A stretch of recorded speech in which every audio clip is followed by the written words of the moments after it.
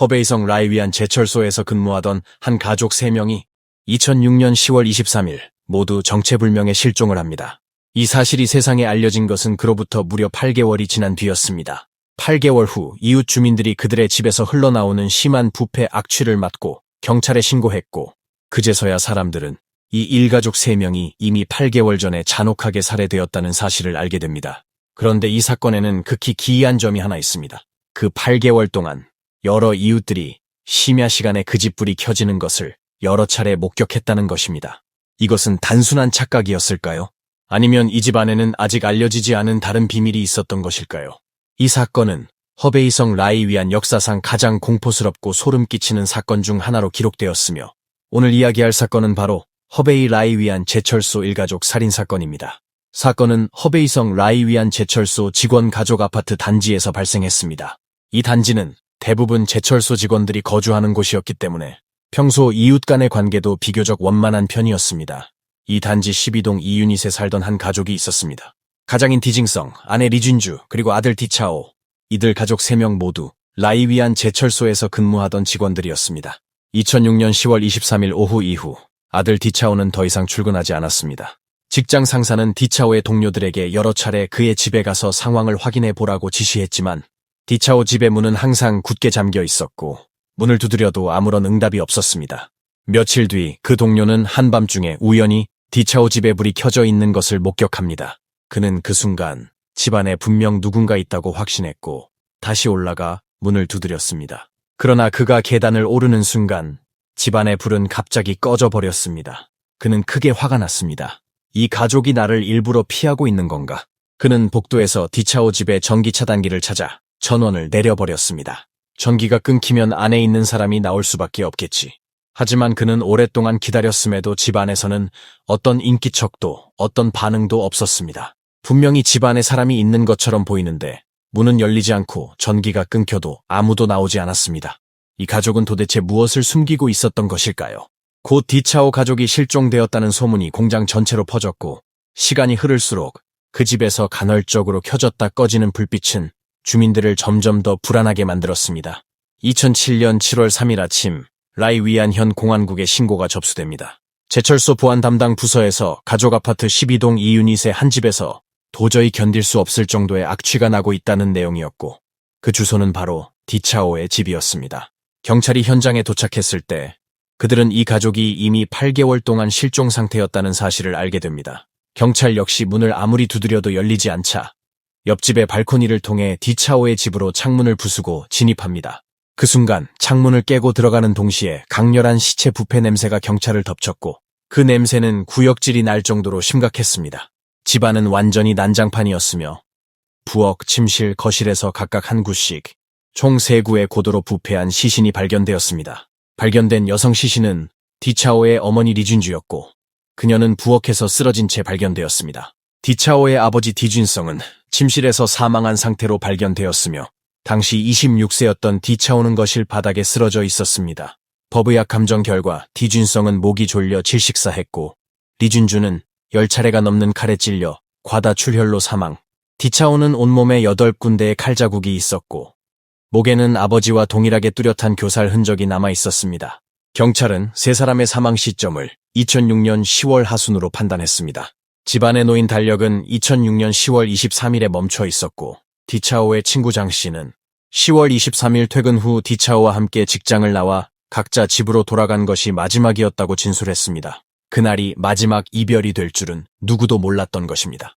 소식이 퍼지자 라이위안 제철소 가족 단지 전체가 큰 충격에 빠졌습니다. 이웃들은 모두 입을 모아 말했습니다. 그 집은 정말 성실하고 조용한 사람들이었어요. 누구와도 원한을 맺을 사람이 아닌데 어떻게 이런 끔찍한 참사를 당할 수 있습니까? 경찰 역시 강한 의문을 품었습니다. 만약 한 사람이 범행을 저질렀다면 서로 다른 2가지 살해 방식을 사용한 것은 매우 이례적이었습니다. 게다가 범행 도구는 모두 현장에서 즉시 확보한 물건이었고 3곳의 범행 장소, 3명의 피해자, 2가지 살해 수법, 그리고 사건 이후에도 반복적으로 심야에 불이 켜졌던 이상 현상까지 모든 것이 정상적이지 않았습니다. 경찰이 현장을 봉쇄하고 정밀 수색에 나섰을 때 집안은 마치 무언가를 필사적으로 찾은 듯 사방이 어지럽게 뒤집혀 있었습니다. 그리고 더 중요한 증거가 발견됩니다. 현장에서 서로 다른 세 종류의 신발 자국이 확인된 것입니다. 첫 번째 신발 자국에는 피가 묻어 있었고, 세 번째 신발 자국에는 진흙이 묻어 있었습니다. 이 세 개의 발자국은 서로 같은 시간에 남겨진 흔적이 아니었음이 분명했습니다. 이를 통해 경찰은 범인이 범행 후 최소 2차례 이상 다시 현장으로 돌아왔다고 판단합니다. 이것이 바로 일가족이 사망한 이후에도 심야마다 그 집에 불이 켜졌던 이유를 설명해주는 단서였습니다. 세 구의 시신이 그대로 놓여있는 집에 범인은 아무렇지 않게 여러 번 되돌아왔던 것입니다.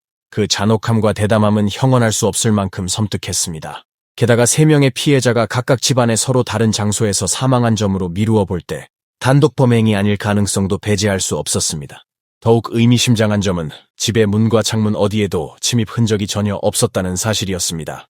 이로 인해 경찰은 범인이 가족과 잘 알고 지낸 사람, 즉 지인일 가능성이 매우 높다고 판단합니다. 디차오의 친구 장 씨는 경찰에게 결정적인 정보를 제공합니다.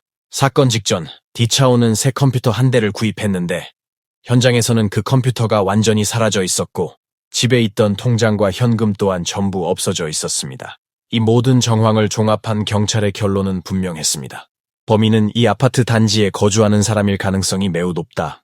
왜냐하면 외부인이 데스크톱 컴퓨터를 들고 제철소 가족 단지를 빠져나간다면 주변의 눈에 쉽게 띌 수밖에 없기 때문입니다. 이 결론에 도달한 순간 수사관들의 등골에는 서늘한 전율이 흘렀습니다. 범인은 어쩌면 지금도 바로 이웃 어딘가에 숨어 있을지 모릅니다. 모든 단서를 종합한 경찰의 판단은 다음과 같았습니다. 이 사건은 지인에 의한 범행이며 범인은 단지 내부에 거주하고 있고 범행 동기는 재물 목적일 가능성이 매우 높다. 경찰은 아들 디차오의 인간관계를 중심으로 수사를 확대합니다. 주변 사람들의 증언은 한결같았습니다. 디차오는 26세, 성실하고 순박한 성격으로 사회 불량배들과 어울린 적이 없었고 직장에서도 늘 예의 바르고 부모에게 극진히 효도하는 말 그대로 남의 집 자식 같은 청년이었습니다. 그의 부모 역시 평생 성실하고 온순하게 살아온 사람들이었으며 채무 문제나 원한 관계도 전혀 없었습니다. 원한에 의한 범행 가능성은 사실상 배제되었습니다. 경찰은 제철소 가족 단지 2000여 가구 전체를 대상으로 전수수색에 들어갑니다. 그 과정에서 한 인물이 수사선상에 떠오릅니다. 그의 이름은 두징주.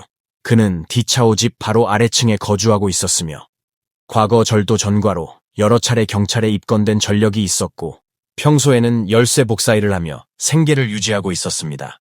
경찰이 그를 상대로 조사를 시작하자 두징주는 노골적으로 짜증을 내며 비협조적인 태도를 보였고 그 이상할 정도의 반응은 경찰의 강한 의심을 사게 됩니다.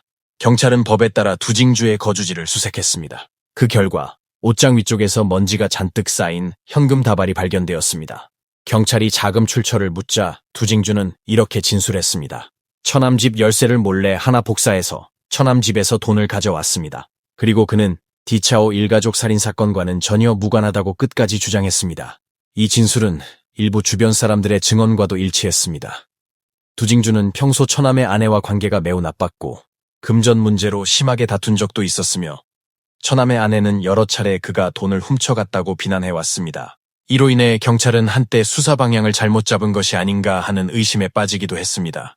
그러나 경찰이 현장을 다시 정밀 분석한 결과 디차오의 집에는 현금이 거의 남아있지 않았고 통장조차 완전히 사라져 있었습니다. 당시 제철소의 경영 상태는 나쁘지 않았고 디차오 가족은 곧 아들을 위해 현 소재지에 집을 살 계획이었습니다. 이 사실은 단지 주민들 대부분이 알고 있던 내용이었습니다. 즉, 범인은 디차오 집의 경제 사정을 미리 알고 있었고 그것이 범행 동기가 되었을 가능성이 매우 높았습니다. 경찰은 통장이 사라졌다면 누군가는 반드시 돈을 인출했을 것이라 판단합니다. 경찰은 곧바로 은행으로 향해 인출 기록을 조사했고 결정적인 단서를 발견합니다. 디차오의 아버지 디준성 명의의 2장의 정기예금 증서가 2006년 10월 24일 오후 4시 30분 총 9만 위안이 인출된 사실이 확인된 것입니다. 그런데 인출 신청서에 적힌 이름은 놀랍게도 디차오였습니다. 이미 사망한 사람이 어떻게 돈을 인출할 수 있었겠습니까? 더 충격적인 사실은 그 예금 증서에서 혈흔이 묻은 지문 하나가 발견되었다는 것이었습니다. 이 지문의 주인을 찾아내는 순간 범인은 그대로 드러나게 되는 상황이었습니다. 경찰은 즉시 그 지문을 두징주와 대조했지만 일치하지 않았습니다. 수사는 다시 원점으로 돌아왔습니다. 경찰은 사건 전체를 다시 재구성했습니다. 범인은 범행 후에도 여러 차례 아무 제약 없이 현장을 드나들었고 아무에게도 들키지 않았습니다. 즉, 장기간 이 가족 단지에 거주하던 인물일 가능성이 극히 높았습니다.